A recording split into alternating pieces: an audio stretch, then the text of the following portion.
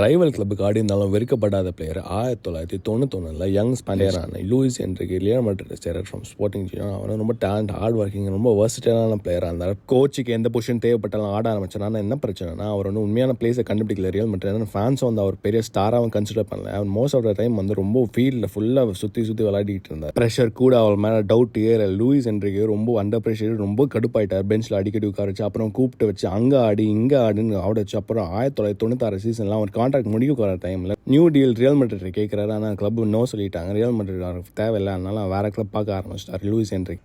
அப்புறம் யாரும் எதிர்பார்க்காத இல்லை, எல்லாரும் அவன் சின்ன கிளப் தான் பூப்பாருன்னு நினைக்கும் போது அப்போது பெரிய கிளப் பார்சிலோனா சைன் பண்ணுறாரு. மட்ரிடோட பிக்கஸ்ட் ரைவல். என்டையர் ஸ்பெயினுமே ஷாக் ஆயிடுச்சு. இதை பார்த்து யாரும் பெருசாக கொந்தளிக்கல. ஏன்னா அவர் ட்ரான்ஸ்ஃபர் ரெக்வஸ்ட்டை போட்டு மூவ் ஆகலை. ஏன்னா அவர் கான்ட்ராக்டை முடிச்சுக்கிட்டு ரியல் மேட்ரிட்லேருந்து ஃப்ரீயாக போனதுனால வேறு மாதிரி பார்க்க ஆரம்பிச்சிட்டாங்க. ஆனால் ரியல் மேட்ரிட் கிட்ட நியூ டீல் கேட்கும்போது அவங்க ரிக்ரெட் பண்ணியிருப்பாங்க, எஸ் சொல்லியிருக்கலாம். ஏன்னா அந்த மாதிரி பர்ஃபார்மன்ஸை போட்டார் பார்சிலோனால. கடைசியில் ஒரு வழியாக அவரோட நேச்சுரல் பொசிஷனில் அட்டாக்கிங் உள்ள பார்சிலோனாவில் விளையாடி 100 கோல் விளையாடிச்சு. ஸ்பெயினில் பல ட்ராஃபிஸ், யூரோப்பில் பல ட்ராஃபிஸ், அப்புறம் கிளப்போட கேப்டனாக ஆகி கடைசியில் அவர் நம்பர் ஒரு கிளப்பை கண்டுபிடிச்சி அந்த மாதிரியான ஃபுட்பால் ஸ்டோரிஸ் நான் டெய்லி போடுவேன். அதுக்கு நம்ம காட்டணும், ஃபாலோ பண்ணிக்கலாம்.